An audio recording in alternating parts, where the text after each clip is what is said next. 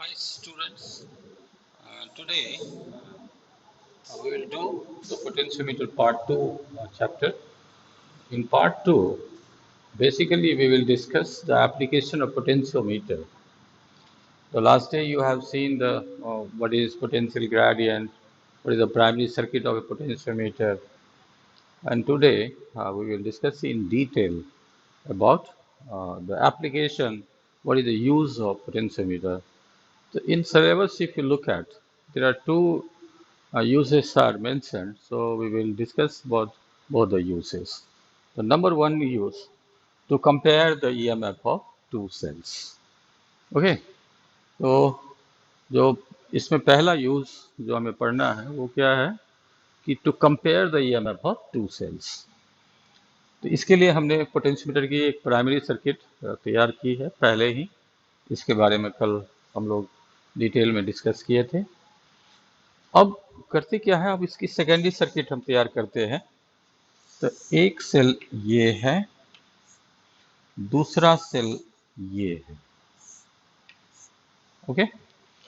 और इसका आप देखें, एक टू वे की से हम इसको कनेक्ट करेंगे यहाँ, ओके। तो this is your 1, this is your 2, this is your 3। Then we connect it with a galvanometer, और गैल्वेनोमीटर से ज़्यादा करंट नहीं फ्लो हो, इसके लिए हम एक रेजिस्टेंस भी अप्लाई करते हैं, ठीक। This is your resistance R dash. Already you have used one resistance R। तो ये जो सर्किट डायग्राम होगा to compare the EMF of two cells, so basically you have to remember, let the both the cells have EMF E1 and E2 without any internal resistance. We are not considering here resistance, internal resistance. हमने दो cell की EMF compare करनी है, तो इसके लिए हमने एक सर्किट बनाया। This is your galvanometer. अब देखो, हम सबसे पहले की को 1 और 2 के बीच में रखते हैं। वी प्रेस द की और we place the key between space of 1 and 2। तो ये cell E1 that will come into the circuit. और अगर आप की को 2 और 3 के गैप में अगर आप फीड करते हो, तो उस केस में E1 जो है वो सर्किट से बाहर हो जाएगा और E2 सर्किट के अंदर आएगा। तो बारी बारी से हम ये काम करेंगे, ठीक है। तो everything is connected as mentioned in the circuit. Let the balancing length, let the balancing length for the cell E1, for the cell E1 is L1, ठीक है। तो करना क्या है ना, 1 और 2 के बीच में की रखो और 2 और 3 को गैप रखने हैं, 2 3 को ऑफ रखना है, 1 और 2 को ऑन करना है। तो 1 और 2 को कनेक्ट करना है, that means what, the cell E1 coming into the circuit. तो हम फिर क्या करते हैं ना, बैलेंस लेंथ निकाल ले। मान ले कोई पॉइंट ले लेते हैं, तो ये J पॉइंट, ठीक है। तो PJ की जो लंबाई होगी वही इसका जो पोटेंशियल ड्रॉप होगा वह इसके EMF के बराबर होगा, E1 के बराबर होगा, okay. The potential drop of across the potentiometer wire PJ is equal to the EMF of this cell. तो by the way हम यहाँ लिख सकते हैं कि E1 is directly proportional to L1, so E1 is equal to K times L1, where K is, you know already that K is potential gradient. So this is your equation 1.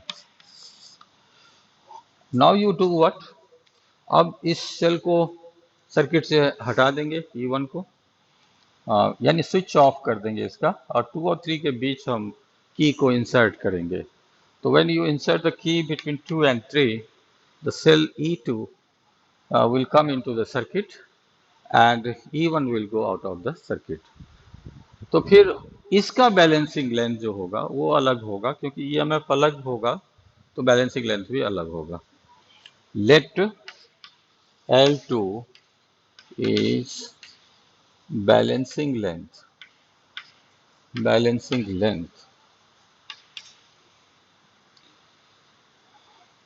against the EMF E2.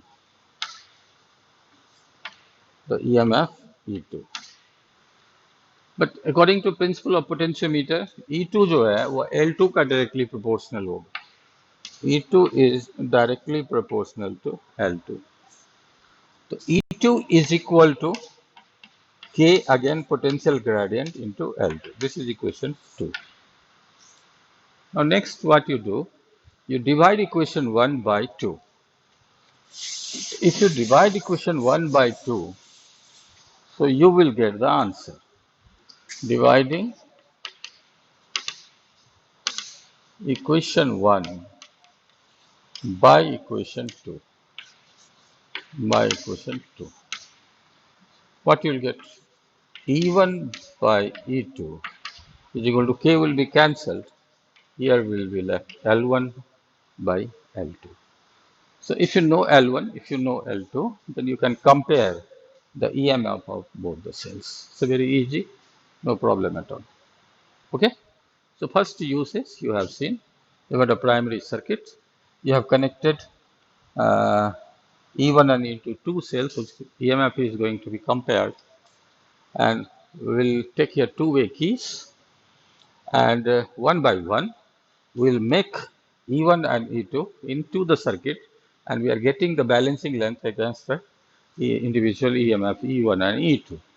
And then according to the principle of potentiometer, we'll get E1 is equal to K times L1 and E2 is equal to K times L2, and you divide equation 1 by 2, you'll get E1 by E2 is equal to L1 by L2. So it's a very simple. Now next part is this, you try to understand. Again,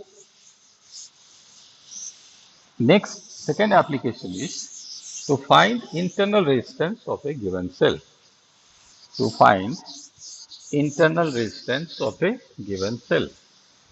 how you do that, you see.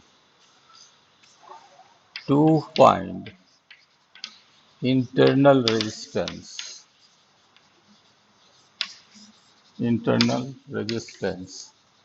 of a given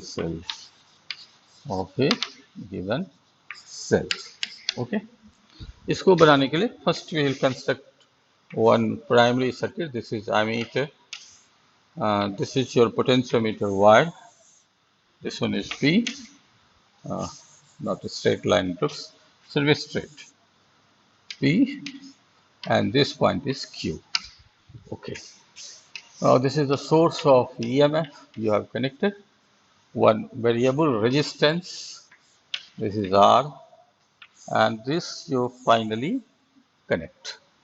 Okay. So this is what your primary circuit. Now this will be plus minus because the current will go in this direction. PQ is potentiometer Y. Now we take a cell whose EMF, its EMF is E naught and its EMF is E.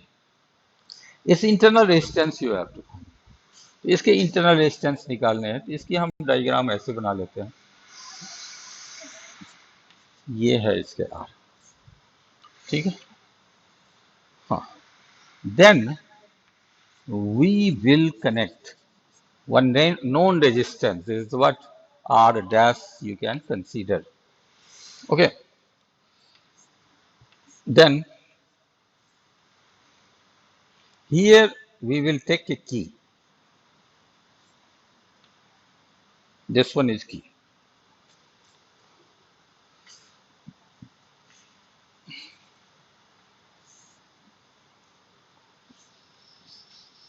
Then your galvanometer. For saving galvanometer, you use your resistance. R double dash you place here. And finally, one jockey. This is your J.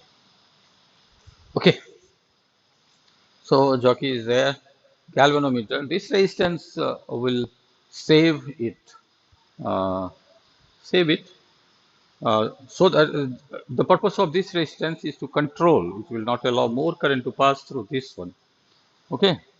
So this diagram does not look good. So please you see here, make it straight. Okay, I hope that it is somewhat okay. Okay, so now you try to understand this one, what is happening. So circuit, the upper part is your primary circuit. It is included with your driver cell. This is the ammeter, this is the variable resistor. The variable resistor will control the current actually. And then the cell whose internal resistance you have to determine. Its internal resistance is R. R dash is known resistance that you have to understand. It should be known. Now what is happening? First you uh, take the reading. First you find out the balancing length when switch is off. Switch is off means what? The only this circuit EMF somehow this way, your this resistance is not in the circuit. The R dash is not. The known resistance is not connected in the circuit. If you make switch off, the first you find let L1 is balancing length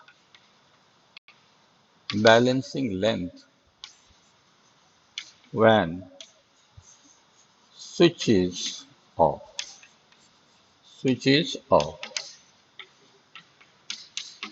What do you mean by switch off? The switch off means you are drawing no current from the cell E. इस cell से हम कोई current नहीं ले रहे हैं. Switch off का मतलब ये है. और जब कोई करंट नहीं लोगे तो इसका जो पोटेंशियल डिफरेंस होगा वो तो ईएमएफ के बराबर होगा. तो स्विच ऑफ का मतलब यही हुआ, you are drawing no current from the cell. कौन सा सेल? ये एक्सपेरिमेंटल, जिसकी इंटरनल रेजिस्टेंस निकालने हैं. तो according to the principle of potentiometer, जो बैलेंसिंग लेंथ होगा, मान लो यहां तक लंबाई बैलेंस, तो इसका जो पोटेंशियल ड्रॉप होगा वही ईएमएफ के बराबर होगा. तो उसी बात को हम लिखते क्या है, तो EMF A is equal to K L one. Okay, वो ईएमएफ के बराबर होगा. मान लो व्हेन स्विच, ये आपके स्विच है, this one is switch. When switch is on, when switch is on,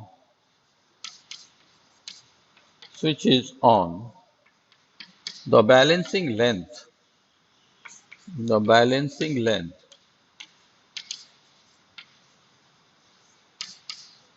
is L2. यानी वो पॉइंट शिफ्ट हो जाएगा, तो लेफ्ट की तरफ शिफ्ट होगा. क्यों? अब की बार जो इसका जो पोटेंशियल ड्रॉप होगा वो क्या देगा? तो potential drop will give you the terminal voltage of this cell. तो टर्मिनल वोल्टेज, जब आप करंट ड्रॉ करोगे तो इसका जो पोटेंशियल डिफरेंस होगा सेल का, वो टर्मिनल वोल्टेज देगा. और जब करंट ड्रॉ नहीं करोगे तो इसका जो पोटेंशियल डिफरेंस होगा वो तुमको ईएमएफ देगा. यही बात, ये तो पहले भी आप करे हो. तो जो पोटेंशियल ड्रॉप होगा स्विच ऑफ के केस में, वो क्या देगा आपको? वो देगा आपको टर्मिनल वोल्टेज. तो terminal voltage V terminal voltage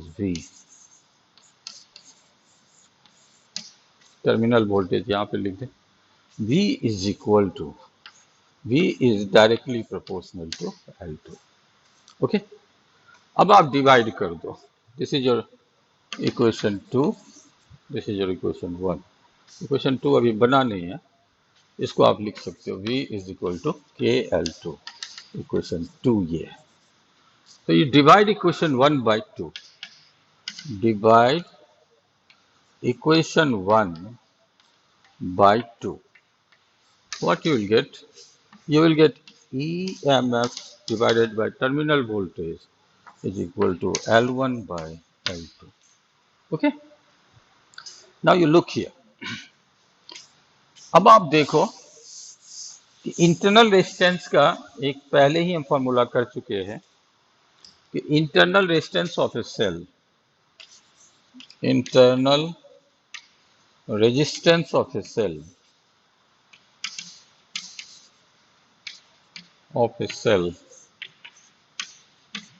R is equal to E divided by V minus 1 multiplied by R।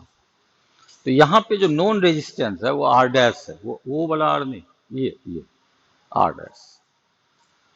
तो E बाई V की जगह हम क्या लिख सकते हैं, just you got internal resistance is equal to L1 by L2 minus 1 multiplied by R dash. R dash is here the known resistance. If you are knowing L1, L2 and R dash, so one can easily find out what is the internal resistance of the cell. बस सिर्फ इसमें करना क्या है, एक बार switch off करके balancing length निकालिए। वो जो बैलेंसिंग लेंथ होगा उस लेंथ का जो पोटेंशियल ड्रॉप होगा वो ईएमएफ का डायरेक्टली प्रोपोर्शनल होगा या बराबर होगा। और एक बार क्या करें ना, तो ऑन करके आपने बैलेंसिंग लेंथ निकालने हैं, तो ऑन करके अगर बैलेंसिंग लेंथ निकालोगे तो उस समय जो ऑन का बैलेंसिंग लेंथ का जो पोटेंशियल ड्रॉप है पोटेंशियोमीटर वायर का, वो टर्मिनल वोल्टेज देगा। तो अकॉर्डिंगली हम लोगों ने इक्वेशन बना लिया ई और वी का, ई वी का रेशियो निकाल लिया और फिर हम इंटरनल रेजिस्टेंस के फॉर्मूला में ये फीड की। सो एग्जाम में अगर पूछे तो आपको इस तरह से एक्सप्लेन करना पड़ेगा। तो थैंक यू वेरी मच। ये तो हुआ एक पार्ट। अब चलो कुछ क्वेश्चन, छोटे छोटे क्वेश्चंस जिसमें पूछा जाएगा उसकी हम चर्चा कर लेते हैं, और फिर आपको कोई प्रॉब्लम हो तो आप हमको मैसेज करो। ओके, क्वेश्चन इसी डायग्राम से रिलेटेड है, देखें। हम ये सर्किट यहाँ पे रहने देते हैं, ये सर्किट ठीक है, इसकी जरूरत नहीं है। हाँ, हमारे पास 3 रेजिस्टेंस लगा हुआ, इसको हम R1 बोलते हैं, इसको हम R2 बोलते हैं और इसको हम R3 बोलते हैं। ठीक है, R1, R2, R3। ये ध्यान रखा, ये स्विच ऑन है, ये ऑन, R1, R2, R3। सबसे पहले हमें बताया कि स्विच ऑन होगा तो बैलेंसिंग लेंथ देगा क्या। मान लो कि J पॉइंट पर बैलेंसिंग लेंथ मिल रहा है, इसका मतलब ये जो पोटेंशियल ड्रॉप है या इसके टर्मिनल वोल्टेज के बराबर है। पोटेंशियल ड्रॉप, ये बहुत इंपॉर्टेंट अंडरस्टैंडिंग है, इसको आप समझिए। Potential drop across PJ is equal to terminal voltage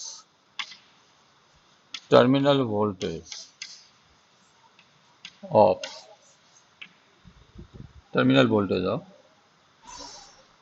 cell E।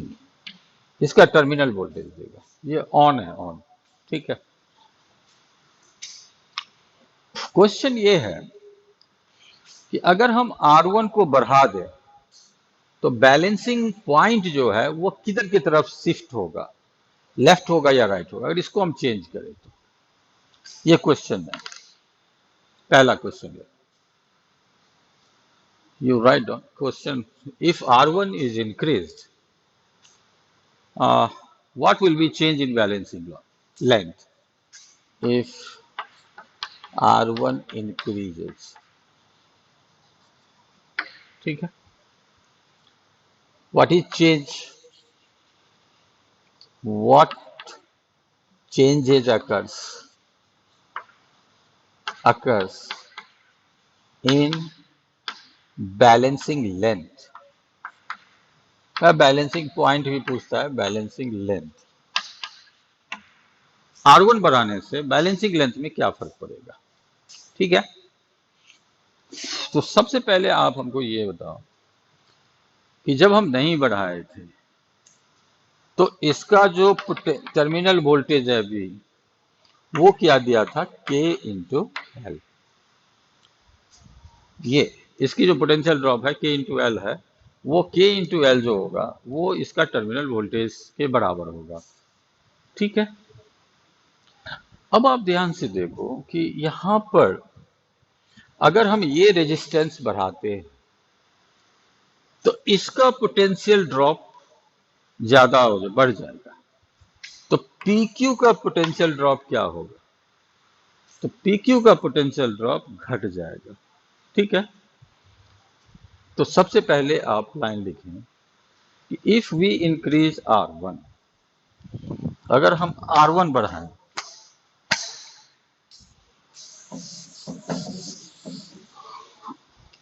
if we increase R1, if we increase R1, potential drop VPQ decreases। क्यों? क्योंकि पोटेंशियल ड्रॉप इसका बढ़ जाएगा। देखो दोनों की पोटेंशियल ड्रॉप जो है वह E नॉट के बराबर, मतलब क्या होगा, E not is equal to VPQ plus VR1, समझे। जो E नॉट है इसकी जो EMF है ये दो जगह मिलेगा आपको पोटेंशियल, यहां प्लस यहां। तो जब ये रेजिस्टेंस बढ़ेगा तो ये बढ़ जाएगा, ये बढ़ जाएगा तो ये घट जाएगा, क्योंकि ये वैल्यू तो फिक्स है E नॉट। तो रेजिस्ट R1 के बढ़ने से VPQ घट जाएगा, क्यों, क्योंकि दोनों का सम जो है वो कांस्टेंट है। अगर VPQ डिक्रीज होगा तो पोटेंशियल ग्रेडियंट के ऑल्सो डिक्रीजेज, ओके। ये वैल्यू जो है ये तो इस सर्किट से मतलब है, इसका तो भी फिक्स है, तो ये वैल्यू जो है वो फिक्स है। के आपका घट गया, तो के घट गया तो क्या होगा, देख लें, ये फिक्स है, के घट गया तो एल क्या होगा, एल को बढ़ना पड़ेगा। तो you write down hence L will increase, यानी ये जो लेंथ है वो बढ़ जाएगा, बैलेंसिंग लेंथ विल इंक्रीज। तो बैलेंसिंग पॉइंट किधर की तरफ शिफ्ट हुआ, टुवर्ड्स राइट, दाहिने तरफ, या टुवर्ड्स क्यू आप बोल सकते हो। बैलेंसिंग लेंथ बढ़ जाएगा ना जी, बढ़ जाएगा, बढ़ गया। तो किधर की तरफ बैलेंसिंग पॉइंट शिफ्ट हुआ, टुवर्ड्स क्यू या टुवर्ड्स राइट, या balancing length L will increase, पहला बात। दूसरा, ये R2 के बढ़ने से क्या होगा, ये ध्यान दें, R2 के बढ़ने से बैलेंसिंग लेंथ पर क्या असर होगा। इफ R2 increases, ठीक है। अब देखो, जब ये बैलेंस पॉइंट है इसका मतलब हुआ कि इधर से कोई करंट नहीं फ्लो हो रहा है, तो कोई करंट नहीं फ्लो हो रहा है, तो चाहे तू R2 डालो या R3 डालो या कुछ और डालो, R2 कुछ भी कर लो, बढ़ा दो घटा दो, when no current pass through, so you write down, in case of balance point,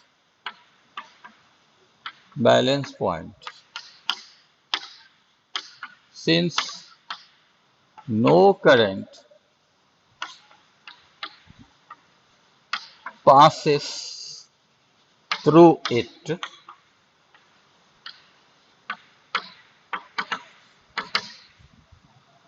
so the increase of resistance will not cause any effect on the balance point, क्योंकि करंट ही नहीं फ्लो रहा है। So increase of R2 R2 will not affect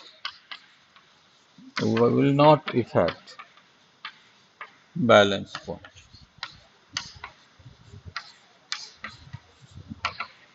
will not effect balance point. तो फिर question ये भी पूछा जाता है, तो R2 काहे लगाते हैं? तो R2 जब बैलेंस पॉइंट नहीं होगा तो कुछ ना कुछ करंट फ्लो होता है, ये याद रखना। R2 इंश्योर कर रहा है कि गैल्वेनोमीटर से कम करंट फ्लो हो। R2 का काम क्या है? जब भी करंट फ्लो हो, मान लो ठीक है बैलेंस पॉइंट में करंट नहीं फ्लो होता है, लेफ्ट राइट करेंगे, ठीक है, तो लेफ्ट राइट करोगे तो करंट तो कभी कभी फ्लो होएगा ना, जब डिफ्लेक्शन आएगा तो करंट फ्लो होगा। तो ये जो रेजिस्टेंस है, ठीक है, वो it controls the current, it is not allowing more current will pass through the galvanometer, otherwise your galvanometer will be damaged। तो R2 का काम लिख दो कि जब R2 के चेंज होने से बैलेंस पॉइंट पर कोई असर नहीं होगा, तो फिर इसका काम क्या है? तो लिख दें काम,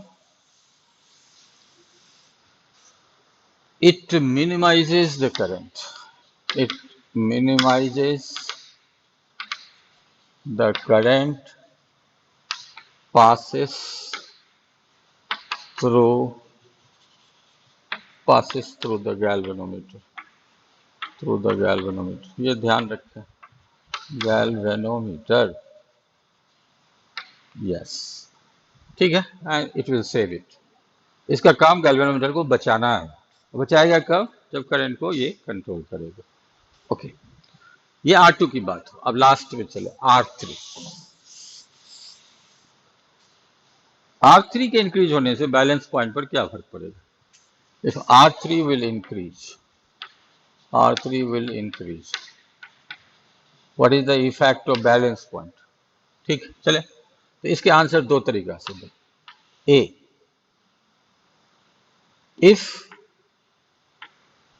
if the cell has no internal resistance,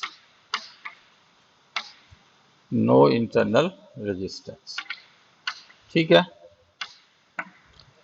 तो आपको पता है ना V बराबर होता है E माइनस I। तो R 0 है, इसका मतलब हो गया V is equal to E, ठीक है।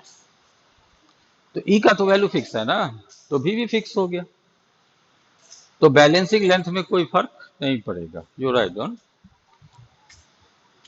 there is no change, there will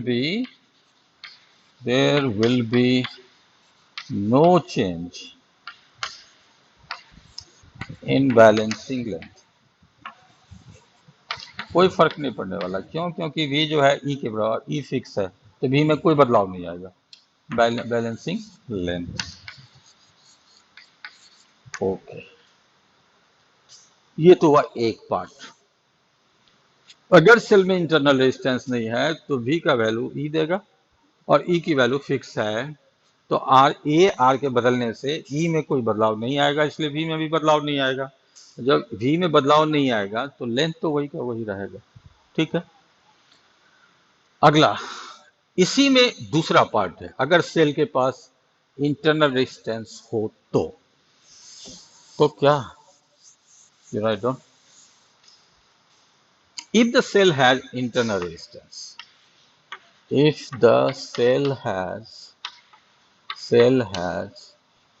internal resistance, ठीक है, आप R2 को बढ़ा रहे हो, ध्यान दो, तो V बराबर होता है E माइनस IR, ये फॉर्मूला है। अब ध्यान से सुनो, अगर हम इसको बढ़ाएंगे R3 को, तो ये जो छोटी सर्किट है, ये R3 के बढ़ने से करंट का वैल्यू घटेगा, क्योंकि रेजिस्टेंस तो बढ़ रहा है ना, R3 बढ़ रहा है, तो करंट का वैल्यू घटेगा, ठीक है।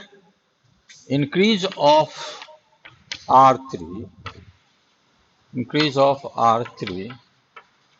causes decrease of I, current को घटाएगा, डिक्रीज ऑफ I, बहुत बढ़िया। यानी इसके बढ़ने से इस छोटे से ब्रांच में जो करंट फ्लो होगा इस सेल के कारण, वो घट जाएगा, ठीक है, घट जाएगा, तो ये क्या हो जाएगा आपका, तो आई का वैल्यू तो घट गया, तो आई आर का जो वैल्यू होगा वो भी घट जाएगा। तो ये जब कम होगा तो वी का वैल्यू क्या होगा, देखो आई घट गया, आई आर का भी वैल्यू घट गया, तो वी का वैल्यू क्या होगा, तो वी विल, ये फिक्स है ये, तो we will increase, we will increase and it will increase the balancing length, increase the balancing length. Okay, so this is what बात समझ में आ गया होगा। अगर R3 को बढ़ाएंगे तो इस पार्ट में करंट का वैल्यू कम होगा, करंट का वैल्यू कम होने से V का वैल्यू घट जाएगा, सॉरी V का वैल्यू बढ़ जाएगा, ये घट जाएगा, ये I कम हो गया तो IR भी कम हो गया, तो V का वैल्यू ई फिक्स है तो V का वैल्यू बढ़ जाएगा, और V बढ़ने से क्योंकि बैलेंसिंग लेंथ का जो पोटेंशियल ड्रॉप है वो तो V दे रहा है, V बढ़ गया, इसका मतलब ये लेंथ भी बढ़ेगा। So this much the small question, एक छोटा सा न्यूमेरिकल करके चलते हैं, आज के लिए इतना है। ओके, ये सर्किट का पूरा कहानी है, एक छोटा सा numerical, you try to understand. Okay, मान लेते हैं कि ये आपको 4 वोल्ट दिया हुआ, ओके, और ये जो वैल्यू है वो है 15 ओम, ये रेजिस्टेंस 15 ओम, और आरपीक्यू जो है, आरपीक्यू ये दिया हुआ है 5 ओम, करेक्ट। आरपीक्यू यानी प्राइमरी सर्किट की बात करें, ये रेजिस्टेंस 15 ओम, ये रेजिस्टेंस 5 ओम, बोलता है एक अननोन ईएमएफ का सेल है जिसका, हाँ एलपीक्यू भी दिया हुआ है, LPQ is given you 100 centimetre, potentiometer wire की लंबाई दिया हुआ है 100 सेंटीमीटर, एक अननोन ईएमएफ ई है जिसका बैलेंसिंग लेंथ है 60 centimetre, L is given 60 cm given. Question ये है कि ईएमएफ कितना आएगा। Okay, once more you look at the questions here, your driver cell has EMF 4 volt, the resistance 15 ohm, and an unknown EMF whose balancing length you got 60 centimeter, so what will be the EMF? तो इसको आसान तरीका से भी कर सकते हो, formula use करके भी कर सकते हो। तो आसान तरीका क्या है ये देखिए, सबसे पहले आप पता करें कि VPQ क्या है, फिर K का वैल्यू पता कर लो, और पोटेंशियोमीटर प्रिंसिपल से ये फॉर्मूला होता है E is equal to K into L, ये फॉर्मूला है, यानी ईएमएफ जो है वो KL के बराबर होगा, क्योंकि यहाँ पर टर्मिनल वोल्टेज नहीं होगा क्योंकि इसके पैरेलल में कोई रेजिस्टेंस नहीं जुड़ा हुआ। नाउ यू कम हियर, सबसे पहले हमें बताएं कि व्हाट इज करंट, करंट कितना फ्लो हो रहा है, तो total resistance of the circuit 15 ohm plus 5 ओम, ये white, the current I is equal to EMF divided by R plus RPQ. तो EMF है 4 divided by 15 plus 5, तो ये कितना हो जाएगा 4 by 20, that means 1 by 5 ampere, correct, current मिल गया। अब VPQ हम निकाल लेंगे, यही करंट जो है ये ऐसे फ्लो होगा, ऐसे ऐसे ये फ्लो होते रहेगा, ये ऐसे करंट ये ऐसे घूमते। Now tell me what is VPQ, तो VPQ बराबर कितना होगा, तो VPQ बराबर होगा I इंटू RPQ, तो I दिया हुआ है 1/5, RPQ दिया हुआ है 5, तो कुल मिला के हुआ 1 वोल्ट। ठीक है, तो K निकाल लें, पोटेंशियल ग्रेडियंट। K बराबर होगा VPQ बाय LPQ। तो VPQ है 1, LPQ है 1 वोल्ट, ये सेंटीमीटर, 1/100 वोल्ट पर सेंटीमीटर। अब आप निकाल सकते हैं, फॉर्मूला आपके सामने में है। तो EMF बराबर हो जाएगा K just you got here 1/100 into L, you are given 60 centimeter. So 0 cancel. This is 0.6 volt. Okay. या फिर आप मोटा दिमाग लगाना, देहाती तरीका, 100 सेंटीमीटर का पोटेंशियल डिफरेंस है 1 वोल्ट, तो 1 सेंटीमीटर का हो जाएगा 1/100 वोल्ट, और 60 सेंटीमीटर का हो जाएगा 1/100 इंटू 60, सीधा हिसाब। अरे 100 सेंटीमीटर का पोटेंशियल ड्रॉप है 1 वोल्ट, तो 60 सेंटीमीटर का कितना होगा? तो 1 का निकालो, फिर 60 का निकालो, वो भी तरीका से बन जाएगा। ओके, तो you try to solve, there are so many problems in potentiometer, and I hope that if you will try, you will get the right answer. So thank you very much for potentiometer. Thank you very much.